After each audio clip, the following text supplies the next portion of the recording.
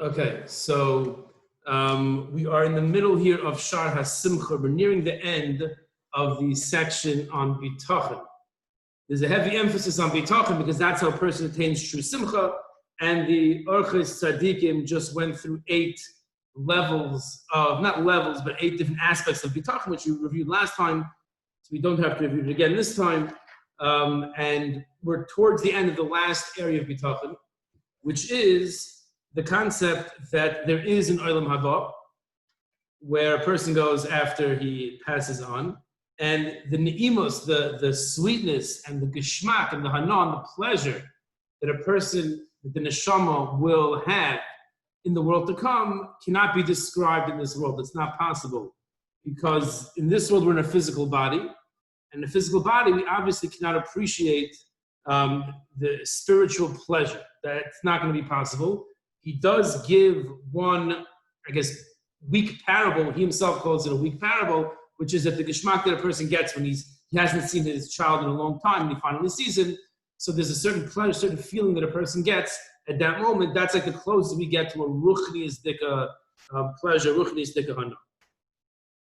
So the Orchos Tzadikim continues. The world to come is the end, is the goal of every person. A person should put in Hashem his bitachon until the person reaches that world. And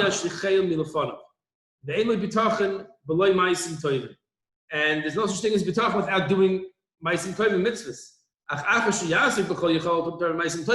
So I can't just have bitachon in Hashem that he'll bring me to the world to come. The way to get there, we know, is through Torah and mitzvahs. However, after I do all I can for my Torah and mitzvahs,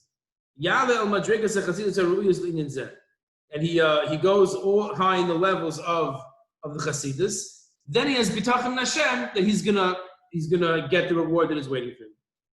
What should he do? What should the person do? The same concept we saw in the Chayvas Alavavas. It's a hard concept for us, that I have to take out of my heart my love for this world. And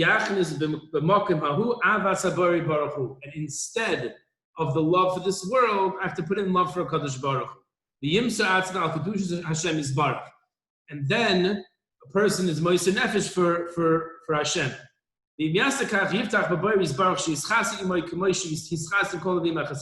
When a person does that and he removes the love of this world from his heart, and he puts in place the love for Hashem, so he should have bitachon in Hashem, that Hashem will do chesed with him, like Hashem has done with the Nevi'im and with the Chasidim. So it's, we just learned the Gemara in Brachas. Towards the end of Brachas, the Gemara relates the famous story with Rabbi Akiva, that he was caught by the Romans because he was teaching Torah b'Rabbim. He was teaching Torah at a time when it was Asur. He gave the famous parable of the fox, told the fish, come out of the water, you're running away from the nets of the hunters, come out of the water, we'll hang out together. Fish says, fool, if in the place where we have chiyas in the water, that's our life, we're scared. We come out onto the shore where we have no life, then of course we're gonna die. So Torah is our life. That's what Rabbi Akiva said. And they were murdering him in a very, very, in a torturous way. And his Talmidim said, Ad Kan, his Talmidim said, this is how can this happen to you? And he said, what do you mean? My whole life I've been looking forward to this moment. We say in Kriya Shema at least 2 times a day, b'chol nafshecha, with all your nefesh. How do you worship Hashem with all one's nefesh? How does that happen? 1 second, let me just switch the screen. How do you worship oneself with all one's nefesh? Gemara says, by being moiser nefesh, by being kiva darshan, by being moiser nefesh. So for him, it's interesting. From that Gemara comes out that for Rabbi Akiva, it was easy. It was easy to say Kriya Shema as they were combing his skin with the burning iron combs. It was easy for him. Why? Because his whole life, he's been waiting, looking forward to being able to fulfill this pasuk of B'chol Nafshecha. So if a person, that's a very high level. But the point is, if a person has Avas Olam Hazeh, if he's fatif, if he's very involved in this world, then to give up one's life for Hashem is very difficult. But if a person is training himself, if a person really, his whole life is living for Hashem, so it was a simple decision for Rabbi Akiva to put himself in danger by teaching Torah at a time that was punishable by death. And it seemed to be simple for him to say Shema while he was being tortured, because he was looking forward to that his whole life. So the godless of Rabbi Akiva, maybe we can say, wasn't at that moment. The godless was the moments before. Because if a person doesn't prepare himself for that moment, it should never happen to any one of us. But if Rabbi Akiva had not prepared himself, then who knows what he would have done. But once a person prepares himself, then the actual Mesiras Nefesh is, in a sense, it's easier. So that's what the Orchos Tzadikim is saying here. Part of Bitachon is to realize, is to take out of my heart Avas Ha'olam, love of this world, put into my heart love of Hashem, V'yimsor atzma al Kedush Hashem Yisbarach, and then one is in a position where he can be Meiser Nefesh for Hashem. Habatech b'Hashem midah toiv v'gedolah hi ma'od. Trusting in Hashem is a very good midah. V'tzarach ha'adam tikun gadol terem yovad ba'omek ha'bitachon. And bitachon requires a lot of preparation before he can get to that level where he's on the proper level of bitachon. And says the Orchos Tzadikim, the Habatech b'Hashem, a person who trusts in Hashem, is mezuman l'kabel chesed. He's in a position where he'll receive a lot of chesed from Hashem. As it says in Tehillim and Lamed Beis, Habatech b'Hashem, chesed yisovevenu. One has trust in Hashem, chesed will surround him. Le'amr yisovevenu, b'shvil asher habatech tzarech lifroitz kama pirtzois, she'enam toivim le'balam hazeh. The reason why it says that chesed will encircle him is because the true Baal Bitachon, and here's the chiddush of the Orchos Tzadikim that I don't remember seeing in the Chayvas Olavos. And he says like this, he says, for a person to be a true Baal Bitachon, he has to break through certain walls in his life that make his Olam Hazeh not so pleasurable. He has to rebuke the masses. He has to go over to a bunch of people who can hurt him physically, they can hurt him financially, and if they're doing the wrong thing, and the halacha mandates that he rebukes them, he has to rebuke them. He has to also distance himself from his relatives, from his loved ones, from his friends. If he sees they're not going in the proper path, and therefore it's going to have a negative impact on him, on his spirituality, on his ruchnius, he must distance himself from them. He shouldn't flatter them.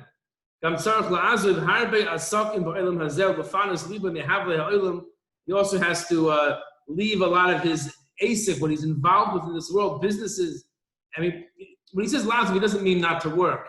He means that a person has to kind of pull himself away from his work, not become totally immersed in his work and what's going on in the office, and focus. His real focus is on Torah. The last like the Torah is that tzarich bitachon gadol. It requires a lot of bitachon because a person is, by definition, he's working, definitely if he's working in a non-religious, non-Jewish environment, so everyone around him is going against what his philosophy is. His philosophy is that Yiddishkeit is number one. And my parnasa is there to help me be the best Jew that I could be. Whereas the hashkafa in the secular workforce is that this is your life. The goal in life is to make money, and your life is your business. So it's very hard, it's challenging for the religious Jew to keep in mind his goals when it's not the same as those of the people around him. So therefore, it says the Orchos Tzadikim, the Pasuk in Tehillim says that Habatech b'Hashem, Chesed Yisavevenu, one who trusts in Hashem, Chesed is going to circle him because the challenge to be a Baal Bitachon will circle him in his life. Therefore, the reward, the Chesed that he'll get from Hashem, is that he'll be circled by Chesed. That's what the Orchos Tzadikim says. That I once heard from a kiruv professional, and this person was involved with like families. It wasn't like university campus kiruv, you have kiruv in schools. This person was like adult kiruv, and he had somewhat of a guilty conscience for the following reason. That ended up he had no reason to feel guilty for it, but he felt bad.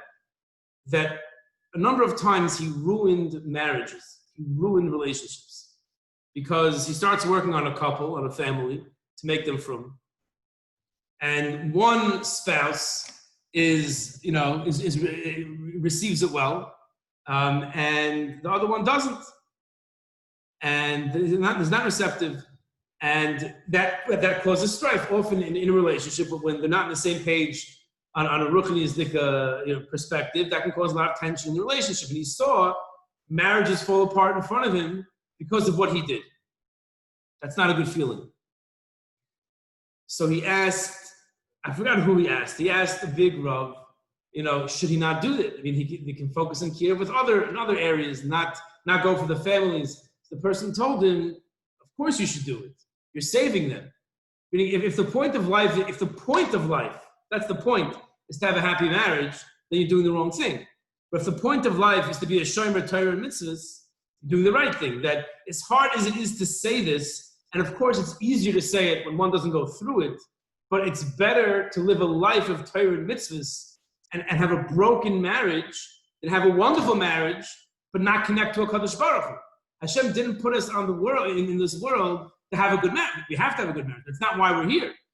So that's the Orchos Tzadikim is saying, that that's one of the tremendous nisyonos, challenges in Yiddishkeit often is when close friends, there's someone else that I was talking to at one point who feels very distant from his friends back in the day, and they still get together, and he kind of feels left out.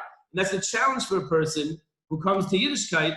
That's where bitachon kicks in. If a person has bitachon, and he does these uncomfortable things, a person looks around and he'll see the chesed yisoy v'venu. Chesed will encircle.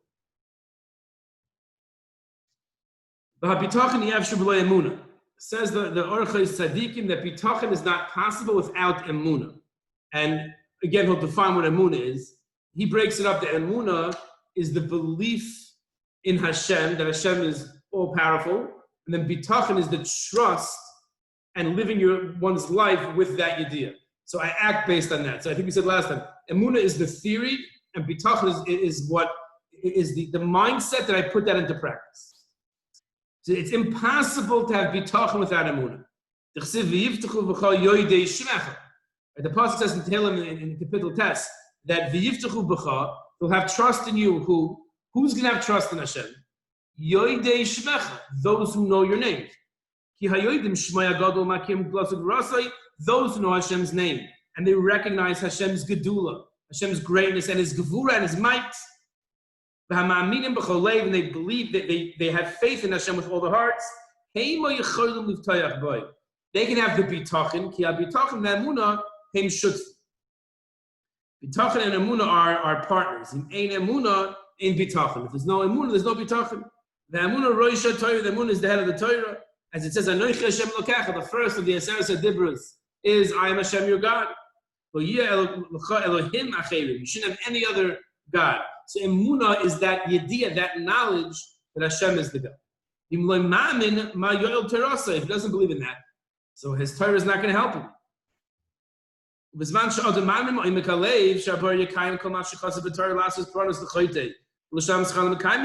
a person believes and he knows in the deepest regions of his heart that Hashem is going to punish all those who don't follow the Torah, and Hashem is going to reward all those who do follow the Torah. When a person truly believes in the system that those who do averos will get punished, those who do mitzvahs will get rewarded, he's going to be a shomer Torah mitzvahs. All the thieves,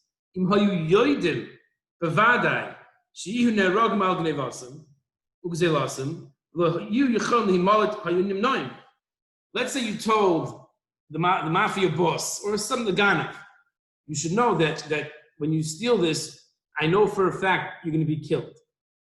Sure, it's not a question. I know for a fact. So they wouldn't do it, right?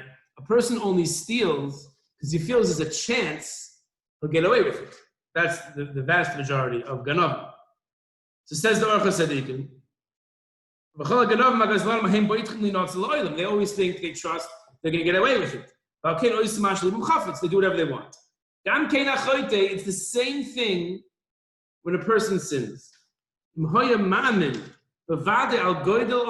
a person realizes the punishment when one throws a bracha out of his mouth and doesn't have the proper kavanah, if a person puts on shatnez, if he eats his cheeseburger, if he speaks lashon hara, the person speaks lashon hara, if he mamish believed in that punishment, he wouldn't sin. The entire Torah is included in emunah. As it says, v'tzadik be'emunasa yechid. The tzaddik lives with emunah. On Avram Avinu it says, v'hemin b'Hashem v'yechshver lo yitztaka. He believes in Hashem, and Hashem thought that to be tzedakah. V'al kol ha'toivos lo nichtav kain. And on other toivos, besides emunah, it doesn't say this. The Rabbeinu Yoina in Shaar Tshuva, in the beginning there, he says that if a person saw, and he's about to speak Lashon Hara, there's a person with a baseball bat standing right next to him, and after he speaks his Lashon Hara, God take a nice swing and hit him over the head, right? That person would totally lose any Yetzer Hara to speak Lashon Hara. And Fakert, he'd mamish be nervous to open his mouth until he went through all of Shmiras HaLashon, Chavetz Chaim, Sefer Chavetz Chaim. He'd be scared. So the Orchos Tzadikim now is hitting on an extremely fundamental concept in Yiddishkeit. And that is that if every Avera a person does, so there's a challenge, right? There's a challenge. But it's all because a person is not a Baal Maimin. He doesn't believe in Hashem the entire way. I mean, he believes in Hashem. The famous Malshur Rabbi Shlanta said is, if I ask you, can I borrow $5? I'm sure you'd say not a problem. 20 also. 100? Okay, fine. 1,000? 10,000. I need to borrow $50,000, right? There'd be people you would lend $5 to, and not 20. Some 20, not 100. So bitachon is like that as well. There's a certain level of bitachon to have in this person. I'll give him $50, not $100. So in bitachon there are levels. If one is the highest level of bitachon, he'll never sin. Because is it a challenge? If a person says, jump into the fire. So it's like a shaila to do it, not to do it. When a person's saying, speak Lashon Hara, when a person's sitting at a Shabbos table, and they're all speaking Lashon Hara, and they're going to start making fun of him, he's going to look foolish if he doesn't do it, right? It's a challenge. But let's say you have these foolish people running into fires getting burnt, right? And they say, you also go into the fire.